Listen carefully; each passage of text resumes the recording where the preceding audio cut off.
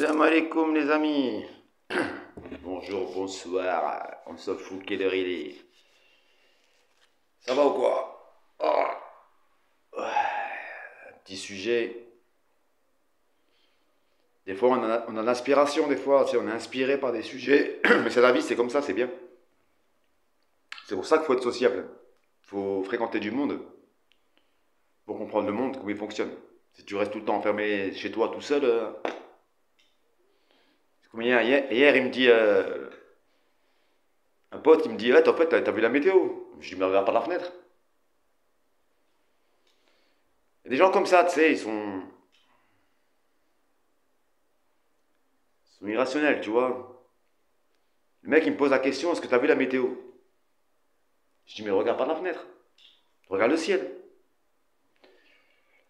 Sujet un peu, on va dire, sensible. Les baltringues. Vous savez, ceux qui jouent les hommes dans la rue, hein, et quand ils finissent dans les mains de la justice, ils commencent à chialer, à pleurer, à tout ça. Tu sais. J'en ai vu plein des mecs comme ça. Il y en a une petite salope, hein. Pourtant, il a ma génération, hein. Trafic le hashish, tu vois. Vous êtes là. Le shit. Voilà. Il se fait péter avec 50 grammes. Il se fait péter, ils l'ont menacé. Tu sais comment ils sont comiques, ouais. Ouais, tu vas prendre cher, tu vas prendre lourd. Et pourtant, le mec, c'est pas sa première peine. Tu vous comprends. Donc, normalement, tu vois, comme il disait Ayam, quand tu plonges, tu la fermes. Quand tu sais très bien que c'est illicite ce que tu fais, tu sais très bien que c'est illicite, on est d'accord. Tu sais très bien que tu prends des risques de te faire attraper. De toute façon, tu te fais attraper tôt ou tard. Ça, faut le savoir, les gars. Je pense surtout aux minots, tu vois, parce qu'ils pensent dans les montagnes, ils vont faire une villa et tout. Ouais, mais tu fais ta villa, mais sur du haram, tu vois. Donc, ta villa, elle vaut rien, tu vois. Tu nourris tes enfants avec le haram. Tu nourris ta femme avec le haram. Et tu risques quoi? Tu risques la mort ou la prison. Parce que tu risques ou de te faire buter. Moi, j'ai un pote qui s'est fait buter. Je ne pensais même pas qu'il trafiquait. Il s'est fait buter en Espagne. C'est une coup de Kalachnikov, tu vois. Pourtant, c'était un bon gars, tu vois. Mais je pensais pas. Bonnes études, de bonne famille en plus. Rabbi Rahmo. Que Dieu son âme. Mais tu vis pas, tu comprends.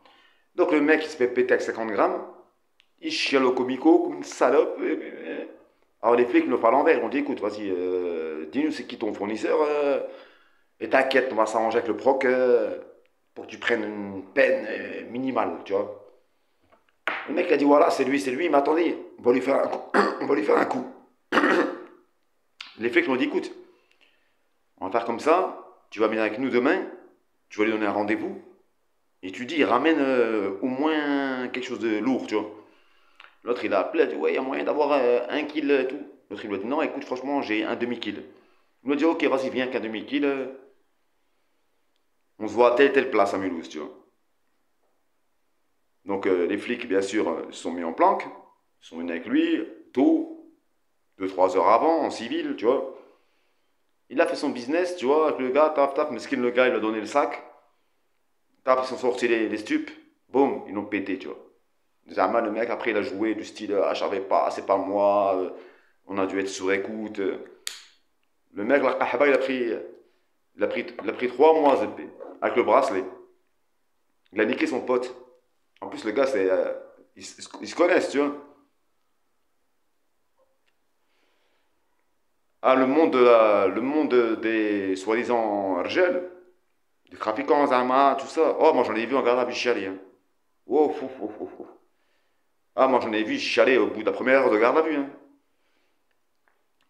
Je me rappelle une fois, j'étais là-bas pour 96 heures.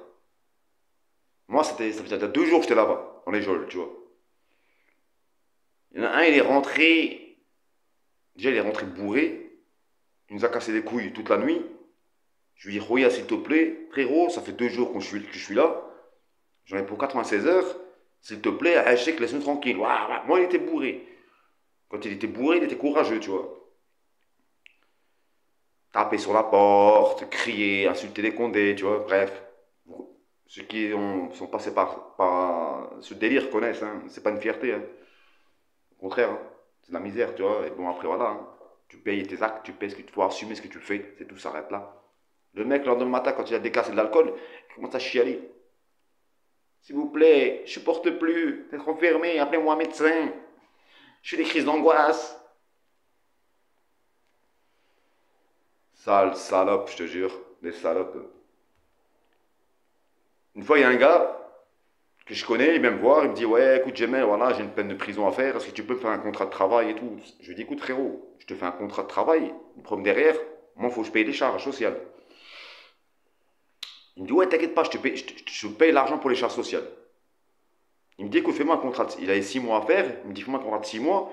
Il me dit, dès que je touche au chômage, je te paye les charges sociales, je te rembourse les charges sociales. Je lui dis, ok, frérot, t'es sûr, hein, tu reviens pas en arrière, c'est ta parole, hein. Je fais le contrat, tranquille, pour qu'il puisse avoir le bracelet électronique. Le fils de pute, il me dit quoi? En plus, pourtant, il reste à la maison, hein. J'aurais dû le baltringuer au juge, je te jure, je suis un con. Mais je suis pas une pute, c'est ça le problème. Mon défaut à moi, c'est que trop bon, trop con, tu vois. Il vient chez moi, au bout d'un mois, il me dit, écoute, moi j'ai un contrat de travail, faut que tu me payes. Je pense qu'il rigolait. Je dois être sérieux là. Il dit, ouais, sérieux. Il me dit, moi je veux mon salaire. Il me dit, moi j'ai les preuves, j'ai tout. Il me dit, sinon je veux prud'homme. Bon, ça a fini, j'ai mis un bon crochet, tu vois. Voilà, je dis, va au prud'homme. Et moi j'appelle le JAP. Et je m'en bats les couilles si je dois payer quelque chose. J'appelle le JAP, je dis, écoutez, je fais un contrat de travail pour lui rendre service. Mais je comptais pas l'embaucher.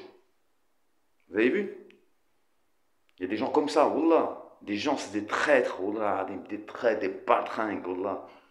Aucun scrupule, wallah. Tu les aides. J'ai hébergé un mec, 1 an et demi. 1 an et demi, ce chien de la casse. Le mec, quand même, l'a fait à l'envers. Il est venu en bleu de travail exprès. Je l'ai rencontré pendant le Covid. Donc pendant le Covid, les hôtels étaient réquisitionnés pour les gens, les SDF, tout ça. Tu sais. Vu qu'on était en couvre-feu, on n'avait pas le droit de sortir et tout ça. Donc l'hôtel. Donc le mec, je le rencontre à l'hôtel et tout ça. Il m'appelle, il me dit, ouais, écoute, voilà, après une fois que le confinement, quand il est passé, ils ont dit, allez, barrez-vous. Et le mec, il dormait, tu vois, il dormait dans les caves et tout, aussi, dans les cités, comme ça. Là. Cité, je sais pas si vous voyez. Ah, dans genre de cité, là, il dormait là, comme ça. Il me dit, ouais, il vient habillé, il me l'a fait à l'envers. Il vient habillé en bleu de travail avec la peinture. Je dis, mais tu bosses ou pas? Il me dit, ouais, je bosse, t'inquiète. Bon, ça, il est sans papier, tu vois. Bref, on s'en bat les reins. Il me dit, ouais, t'inquiète, on fait moitié-moitié le loyer, moitié-moitié la bouffe. J'écoute pour la bouffe, t'inquiète pas. Paye-moi juste la moitié du loyer, c'est tout. Paye à mec, tu vois. T'es sans papier, t'es galérien. Le mec, une semaine, je le vois, il est toujours à la maison. Il dort, il se réveille à midi et tout. Je dis, je bosse pas, quoi. Il me dit, ouais, non, en ce moment, il n'y a pas trop de taf. Le mec, il m'a dit, la semaine prochaine. Ça a duré 1 an et demi, frérot. D'ailleurs, j'ai fait une vidéo dessus, il m'a même cramé la cuisine. Il a fait à manger, il est parti chercher un bout de shit. Il a laissé l'huile sur le feu, tu vois. Ça a pris feu sur la haute. Les condés m'ont appelé, ils m'ont dit, écoutez, il y a le feu chez vous. Et le mec, bon, maintenant, voilà, je lui dis, écoute, moi, je déménage, je me casse. Je vais plus loin. Pas une fois, il m'a appelé pour me dire comment tu vas, comment ça va. Alors que pendant 1 an et demi, je l'ai hébergé gratos. Il y en a, ils vont me dire, ouais, mais c'est ta faute là, quand tu fais du bien comme ça, faut pas le dire. Non, non. Je sais pas, j'ai fait du bien. Il y avait un accord. Tu comprends? Il y avait un accord. La moindre des choses, tu remercies le gars qui t'a fait le khair pendant 1 an et demi. Tu le remercies. Tu veux dire, il y en a certains, ils ont ce manque de pudeur, ce manque de. C'est pour ça que je vous parle des branleurs et des traites comme ça. Méfiez-vous, wallah. Méfiez-vous des gens qui vous endorment avec la langue. La langue est une arme. Il y avait un hadith qui disait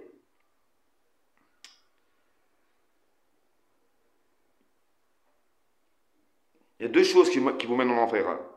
La langue et le sexe. Je sais plus si c'était Bukhari ou... Tu vois, bref, je sais plus. Mais en tout cas, c'est vrai, c'est la vérité. La langue est une arme. La langue est une arme, la langue. Avec la langue, tu peux faire beaucoup de choses. Tu peux faire du mal, tu peux faire du bien. Mais la langue, c'est très dangereux, tu vois. On vit dans un monde où Allah, il n'y a plus de paroles. À l'époque, il y avait le kalma. Là, maintenant, il y a des gens, ils te halafou Allah. Ils te jurent par Allah. Mais je te jure, c'est comme s'ils juraient. Astaghfirullah. Ils savent pas, Allah. Ils jurent par Dieu. Mais les gens, ils jurent sur la tête de leurs enfants. Sur la vie de mes enfants, demain, je te paye. Vie de mes enfants, demain, tu auras ta thune. Donc, demain, le mec, tu l'appelles, messagerie. Tu vas faire quoi avec des gens comme ça, franchement? Sérieusement? Tu vas faire quoi avec des gens comme ça? Mais quand tu le croises, tu te dis, Wallah, mon portable, il est tombé dans l'eau. Ou là, il était sur une truc bidon, frérot, c'est quoi, j'ai eu des problèmes, j'étais en Jarvis, j'étais à l'hôpital, j'étais ci, j'étais ça. De toute façon, moi, un mec qui me jure Wallah, je le crois pas direct. Parce que حنا نقولوا بالعربية اللي يحلف كذاب. Celui qui jure est un menteur. Normalement, tu n'as pas besoin de jurer. Tu dis, écoute, voilà, je te paye, ou voilà, je viendrai à telle et telle heure. Ça s'arrête là. Mais les mecs, halaf Allah. Ils jurent par Allah, ils jurent par Dieu. Tu vois à quel point leur cœur, il est à l'ouest. C'est pour ça, hier dans ma vidéo, j'ai dit, il y a l'uniforme, tu vois, du croyant. Mais c'est pour ça, Allah dans le Coran, il dit, je regarde dans vos cœurs. T'as beau t'habiller comme tu veux, avoir une lahya, avoir tout ce que tu veux, avoir le hijab, niqab, j'ai le bébé. Putain, plus grosse des salopes, c'est ce. Là, on va pas parler de ce sujet, hein. Ça va fâcher les gens.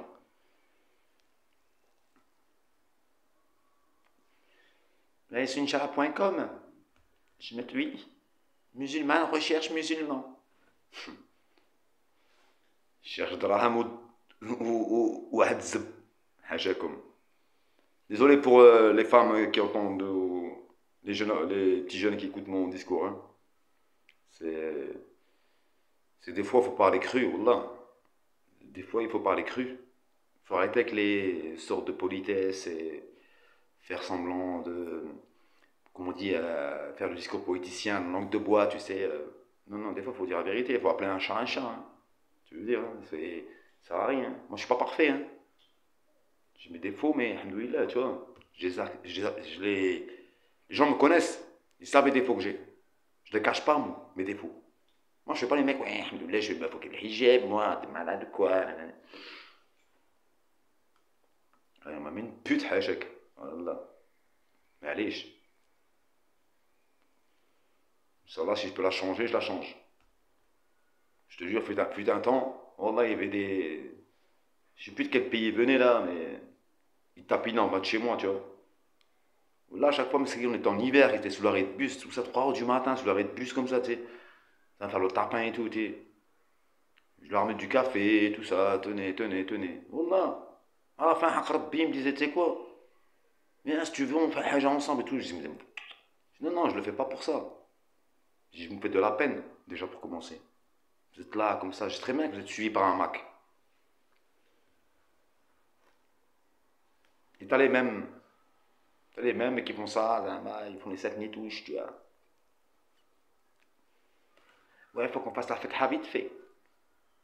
Parce que moi, je peux pas sortir avec toi. Sinon, il faut que mon frère t'accompagne. Comme. C'est قالوا علي هذا العظيم. Bande de mythomanes. Vous mentez à vous-même, Allah. Ouais, sur ce, mes amis. Fait un temps. Il pleut. On va essayer de sortir. On s'est mis à l'aise.